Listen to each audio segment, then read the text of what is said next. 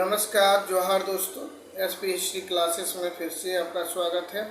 और मैं आज ज्योग्राफी का ही 30 महत्वपूर्ण क्वेश्चन लेकर आया हूं, जो झारखंड सहायक आचार्य के लिए काफ़ी महत्वपूर्ण क्वेश्चन है। चलिए देर न करते हुए क्वेश्चन को शुरू करता हूं। और पहला क्वेश्चन आप देख पा रहे होंगे स्क्रीन पे, क्या है कि अंतरतारक धूल परिकल्पना का प्रतिपादक किसने किया था। अंतरतारक धूल परिकल्पना का प्रतिपादक किसने किया था। यहाँ 4 ऑप्शन है। ओटो स्मिथ ने, चेम्बरलिन ने, जेम्स हटन ने और लाप्लास ने। तो ये अंतरतारक जो धूल परिकल्पना है, इसकी प्रतिपादक करने वाले का श्रेय किसको जाता है। तो इसकी प्रतिपादक करने का श्रेय जो है ओटो स्मिथ ने किया था। ओटो स्मिथ को जाता है। Option number A is the correct answer. Next question है क्वेश्चन नंबर 2 कि पृथ्वी की आंतरिक संरचना का ज्ञान प्राप्त होता है। आंतरिक संरचना का जो ज्ञान प्राप्त होता है किससे होता है। गहराई के साथ घनत्व के अंतर के अध्ययन से, नंबर 2 भूकंप मापन से, गहराई के साथ तापमान के अंतर के अध्ययन से, और अंतिम में है संगठन से। तो ये किससे आपको ज्ञान प्राप्त होता है। तो यहाँ देखिए, ये तो आपका गहराई के साथ घनत्व के अंतर के अध्ययन से प्राप्त होता ही है। नंबर 1 सही है। नंबर 2 में भूकंप मापन से भी होता है। नंबर 3 में गहराई के साथ तापमान के अंतर के अध्ययन से भी होता है ना। तो ये तीन में जो है आपका, इसका सही जवाब हो जाएगा ऑप्शन नंबर डी, यानी कि 1, 2 और 3। 1, 2 और 3 ऑप्शन नंबर इसका डी करेक्ट हो जाएगा। नेक्स्ट क्वेश्चन है क्वेश्चन नंबर 3।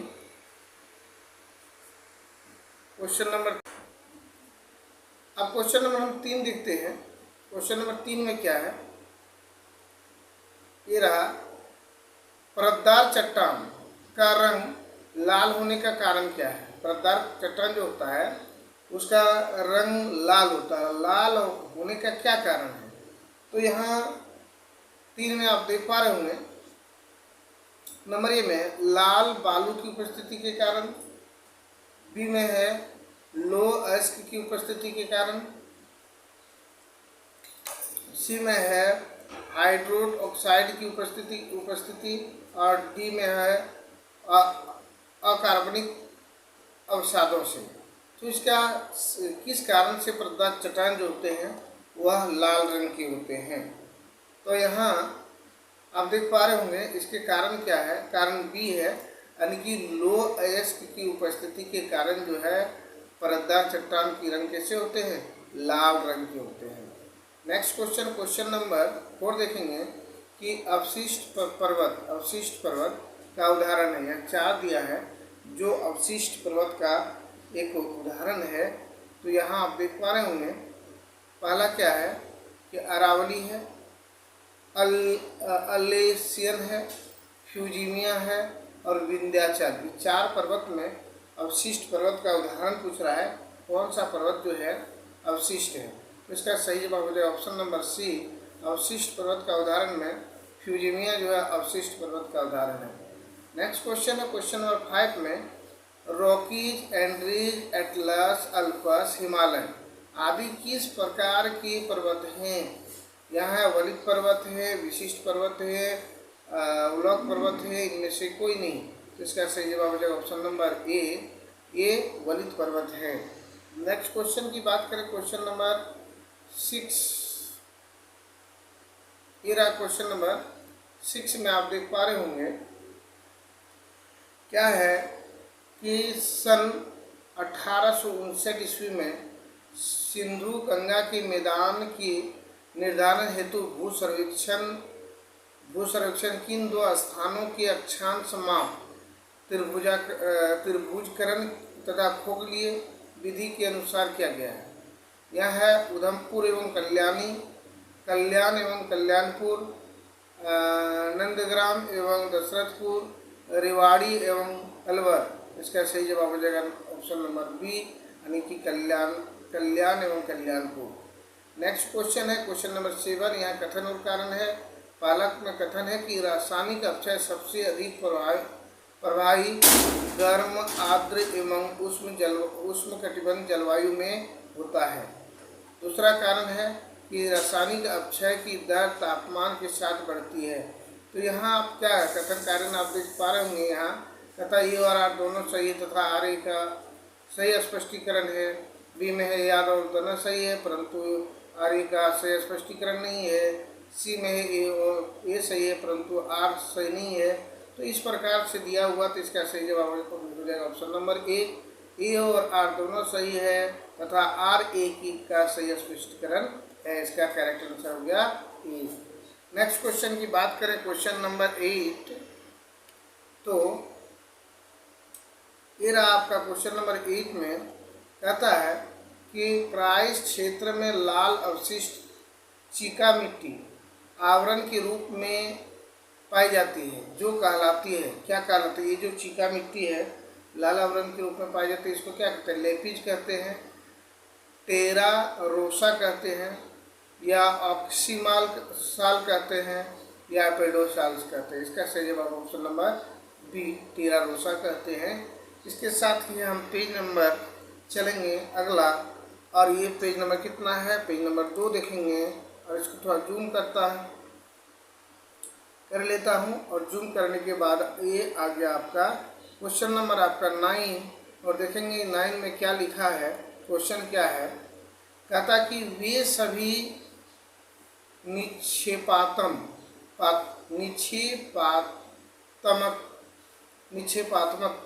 स्थलाकृति जो क्रस्ट क्षेत्रों में विकसित होती है उन्हें सामूहिक रूप से कहा जाता है। उसको जो है सामूहिक रूप से क्या कहते हैं?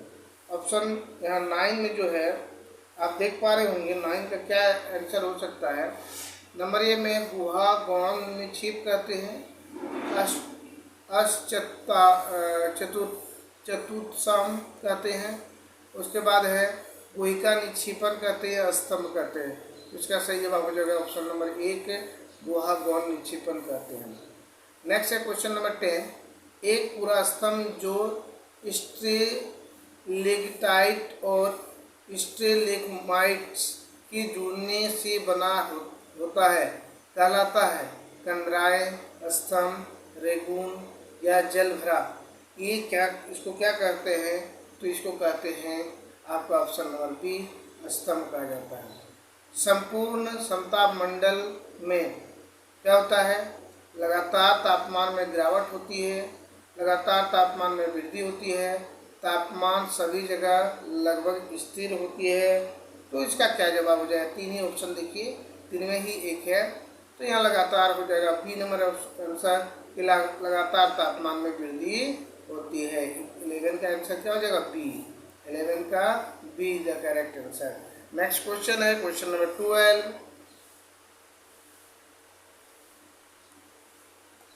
क्वेश्चन नंबर 12 है कि समताप मंडल के लिए सत्य क्या है? ये जो समताप मंडल की हम बात करते हैं उसके लिए सत्य क्या है?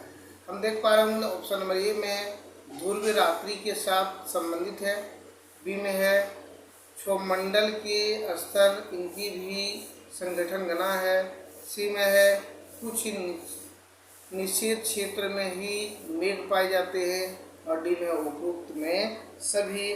तो इसका क्या हो जाएगा आंसर? इसका हो जाएगा ऑप्शन नंबर सी कुछ निषेध क्षेत्र में ही मेघ पाए जाते हैं। इसका सही जवाब क्या हो जाएगा? सी। क्वेश्चन नंबर 13 देखते हैं। निम्नलिखित में से कौन सा कोकोआ का उत्पादन नहीं है? कोकोआ का उत्पादन यहाँ कौन सा जो है नहीं है बात कर रहा है। तो यहाँ देखेंगे ब्राज़ील, घना, नाइजीरिया और एक है क्यूबा। तो इसका सही जवाब हो जाएगा ऑप्शन नंबर डी क्यूबा। क्या हो जाएगा? क्यूबा हो जाएगा, यानी डी नंबर आंसर इसका सही हो जाएगा। ये नहीं है, बाद बाकी जो 3 है ब्राज़ील है, घना है, नाइजीरिया है, ये कोकोआ का उत्पादन का देश है। Question number 14। टिस्को को किस नदी से पानी उपलब्ध हो पाता है? जो है टाटा आयरन स्टील कंपनी जिसको टिस्को कहा जाता है, तो टिस्को को किस नदी से जो पानी उपलब्ध हो सकता है? तो देखते हैं टिस्को को स्वर्णरेखा, दामोदर, महानदी या संघ। तो टिस्को जो कारखाना है स्वर्णरेखा और खरकाई दो नदियों के बीच में है, इसलिए इसको स्वर्णरेखा से ही पानी मिलेगा। Option number A is the correct answer. Next question है क्वेश्चन नंबर 15 और ये रहा आपका क्वेश्चन नंबर 15। दुआब का करता अर्थ बताना है। तो दुआब का अर्थ क्या होता है? दुआब का अर्थ क्या होता है? नंबर ए, किसी नदी की दो सहायक नदियों के मध्य का भाग। बी, दो अलग अलग नदियों का मिलना बिंदु। सी, जहाँ दो या दो से अधिक नदियाँ मिलती है। नंबर डी, जहाँ किसी भी नदियों का डेल्टा शुरू होता नहीं। ये यही सही हो जाएगा कि दो नदियों के बीच की जो भूमि होती है ना, उसको दुआब कहा जाता है। चलिए क्वेश्चन नंबर 16 की बात करें तो क्वेश्चन नंबर 16 में आप देख पा रहे होंगे क्या लिखा है कि अपलेशियन जो है की तरह की संरचना जो है किससे संबंधित है? नंबर ए, अरावली का है, सतपुड़ा का है, पालनी का है या सावराय का है। तो इसमें से आपका इसका सही जवाब हो जाएगा ऑप्शन नंबर ए, अरावली का है। नेक्स्ट क्वेश्चन है क्वेश्चन नंबर 70। काठियावाड़ प्रायद्वीप एक उदाहरण है। काठियावाड़ प्रायद्वीप जो है किसका एक उदाहरण है? यहाँ आप देख पा रहे हैं उपजित तटरेखा का है, निम्नजित तटरेखा का है, रिया तटरेखा का है या डॉल्मेशियन तटरेखा का है। किसका है? उसका सही जवाब हो जाएगा ऑप्शन नंबर ए, उपजित तटरेखा का है। नेक्स्ट क्वेश्चन की बात करें क्वेश्चन नंबर 18। तो 18 में आप देख पा रहे होंगे क्या है, कहता है कि ब्यास नदी कहाँ से निकलती है? ये है ऑप्शन नंबर ए, पीरपंजाल श्रेणी से, लद्दाख श्रेणी से, रोहतांग दर्रा से या नागटिब्बा पहाड़ी से। तो ये ब्यास नदी का उद्गम स्थल कहाँ है? उद्गम स्थल है आपका ऑप्शन नंबर सी, रोहतांग दर्रा से निकलता है। ये ऑप्शन नंबर सी हो जाएगा। नेक्स्ट क्वेश्चन की बात करें कि निम्नलिखित में से कौन सा दर्रा सिक्किम एवं चुम्बी घाटी के बीच व्यापारिक पथ का निर्माण करता है? नाथुला दर्रा, जेजेपला दर्रा है या ए और बी दोनों है और ये डी नंबर में है चोरिया दर्रा। तो कौन सा दर्रा जो है इसका सही जवाब हो जाएगा ऑप्शन नंबर सी, यानी नाथुला और जेजेपला दर्रा जो है वो आपका निकलती है सिक्किम और चुम्बी घाटी से। नेक्स्ट क्वेश्चन की बात करें तो उसको हमको पेज फिर चेंज करना पड़ेगा और पेज चेंज करके देखते हैं और थोड़ा सा जूम करते हैं और लगता है पेज जो स्कैनिंग में थोड़ा सा दिक्कत हुई है, इसलिए इसको कम दिखाई पड़ने वाला है। आप देख पा रहे होंगे थोड़ा सा धुंधला आ रहा है और खासकर हमको तो और दिखाई नहीं पड़ता है। देखिए, भारत के अति आर्द्र उत्तरी पूर्वी प्रदेशों की विशेषता है। भारत के जो अति आर्द्र उत्तरी पूर्वी प्रदेश है उसकी क्या विशेषता है? यहाँ क्वेश्चन नंबर क्या है 20। तो क्वेश्चन नंबर 20 का हम अगर आंसर देखते हैं तो क्या हो सकता है? यहाँ देखिए, लंबी वर्षा ऋतु में अधिक वर्षा के कारण जलवायु अत्यधिक आर्द्र है। बी में है अधिकांश वर्षा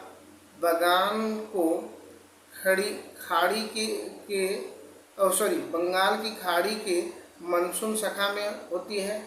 विश्व का सर्वाधिक वर्षा चेरापूंजी तथा मानसीराम क्षेत्र इसी प्रदेश में स्थित है। ठीक है, और डी में है उपरोक्त सभी। तो इसका सही जवाब हो जाएगा उपयुक्त सभी, option number D is the correct answer. Shanti Ghat जो है स्थित है कहाँ है? ये जो शांति घाट है कहाँ स्थित है? तो यहाँ देखिए कि केरल में है, कर्नाटक में है, उत्तराखंड में है या तमिलनाडु में। तो यहाँ हम बात करें तो इसका सही जवाब हो जाएगा ये केरल में है। कहाँ है? केरल में, option number A is the correct answer. Next question की बात करें क्वेश्चन नंबर 22। तो देख पा रहे होंगे कहता नागार्जुन सागर जल विद्युत परियोजना किस नदी पर है? ये नागार्जुन सागर जो जल विद्युत परियोजना है यह किस नदी पर स्थित है? तो नागार्जुन सागर जल विद्युत परियोजना आप देख पा रहे होंगे क्या है, गोदावरी है ना, कृष्णा, उसके बाद आपका जो भी है इसमें, तो सही है, ये कृष्णा नदी पर है। नेक्स्ट क्वेश्चन की बात करें, क्वेश्चन नंबर 23 में भी क्या देख पा रहे होंगे, कहता कि जनगणना 2011 के अंतिम आंकड़ों के अनुसार भारत की जनसंख्या में महिलाओं की कुल कितने प्रतिशत भागीदारी है। मतलब ये महिलाओं की जनसंख्या में कितने प्रतिशत भागीदारी है जनगणना में। तो यहाँ आप देख पा रहे हैं 48.53%। तो इसका सही जवाब क्या हो जाएगा, option number B. Next question है क्वेश्चन नंबर 24। भारत में निम्नलिखित सेल समूह में से किसमें कोयला भंडार मिलता है। यहाँ देख पा रहे होंगे, तो भारत का जो सेल समूह है उनमें से किसमें कोयला का भंडार मिलता है। विंध्यन एवं गोंडवाना एवं टर्शियरी में, उसके बाद है आर्कटिक्स एवं परमियन में, या टर्शियरी एवं ठीक है। तो इसका सही जवाब हो जाएगा आपका ऑप्शन नंबर बी, गोंडवाना एवं टर्शियरी में। नेक्स्ट क्वेश्चन है 25 कि मुंबई में सूती वस्त्र उद्योग के स्थानीकरण की मुख्य कारण क्या है। इसको थोड़ा सा ऊपर कर लेते हैं क्वेश्चन, ताकि अच्छा से दिखे और फिर बताने में समस्या न हो। तो देखिए, कहता है कि मुंबई में सूती वस्त्र उद्योग के स्थानीकरण का मुख्य कारण क्या है। यहाँ इसका सही जवाब क्या हो जाएगा, तो यहाँ समुद्रक निकट होने के कारण यहाँ की जलवायु में नमी रहती है, अतः धागा नहीं टूटता है, और तथा मुंबई की आसपास बहुत कपास पैदा होती है। सही है। बी में टाटा के विद्युत उत्पादन केंद्र में इस उद्योग के लिए सस्ती एवं पर्याप्त बिजली मिल जाती है, भी सही है। मुंबई एक प्राकृतिक बंदरगाह है, अतः विदेशों में मशीन मंगाने तथा उत्पादन माल को निर्यात करने में सुविधा होती है, भी सही है। टू ऑप्शन यानी कि option number D is the correct answer. 26 वर्ष 2011 की जनगणना भारत की डैश जनगणना है, मतलब कितनवा है, 13वां, 14वां, 15वां या 16वां, कितना जनसंख्या जनगणना है। तो इसका हम लोग देखेंगे, तो ये 13वां, 14वां, 15वां जनगणना कितना है, ये 15वां जनगणना है भारत में। नेक्स्ट क्वेश्चन है, भारतीय कृषि अनुसंधान परिषद ने किस को इकाई मानकर कृषि आंकड़ों का मंथन जलवायु स्तरों पर किया गया है। तो यहाँ देखिए, ब्लॉक को, जिला को, गोल को या अनुमंडल को, किसको मानकर आप इसको किया गया है। तो यहाँ देख पा रहे हैं ऑप्शन नंबर बी, जिला को। नेक्स्ट क्वेश्चन है क्वेश्चन नंबर 28 में। तो 28 में क्या लिखा है देखते हैं। ये 28 क्वेश्चन है और 29 आज 29 तक ही रहेगा। आंतरिक वन के अंतर्गत आते हैं, क्या आते हैं, आंतरिक वन के अंतर्गत जो आते हैं वो क्या आते हैं। तो आप यहाँ देख पा रहे होंगे, राष्ट्रीय उद्यान आते हैं, वन एवं अभ्यारण्य आते हैं, चिड़ियाघर आते हैं, इनमें से कोई नहीं। तो इसका सही जवाब ऑप्शन नंबर ए हो जाएगा, राष्ट्रीय उद्यान आते हैं। नेक्स्ट है कि जापान में मछली प्राप्ति की अनुकूल दशाएं निम्नलिखित में से कौन सी है। ये देखिए, यहाँ आपको दिया गया है कि जापान में जो मछली उत्पादन उसके अनुकूल दशाएं बताना है। कहता है कि ऑप्शन नंबर ए कि तटीय समुद्र में बड़ी संख्या में मछली पाई जाती है, ये गलत है ना। नंबर 2 में है प्लेन्टक की सूक्ष्म अंश के लिए नत्रजन केवल नदियों में स्वच्छ जल में ही मिलती है, अतः नदियों में मछलियाँ अधिक पाई जाती है, नहीं, ये भी गलत है। उसके बाद है समुद्र में ठंडी और गर्म जल धाराएं परस्पर मिलती है जहाँ मछली बहुत पाई जाती है, नहीं, ये भी गलत। उपयुक्त सभी, यहाँ क्या कहता कौन कौन सही है, नहीं सब सही है, क्या है ये सारा जो है सही है, और उपयुक्त सही यहाँ डी नंबर, तो इसका सही जवाब हो जाएगा option D, option D number, यानी कि सारा सही था, हम गलती से गलत बोल दिए, ये भी सही है, ये भी सही है और ये भी सही है, तो यहाँ चौथा हो जाएगा ऑप्शन नंबर डी सही है, 4 नंबर सही हो गया।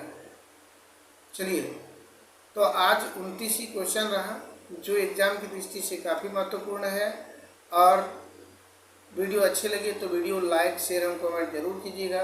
चैनल पर पहली बार है तो चैनल को सब्सक्राइब कर लीजिएगा। चलिए मिलते हैं नेक्स्ट वीडियो में, तब तक के लिए धन्यवाद। जय हिंद, जय भारत।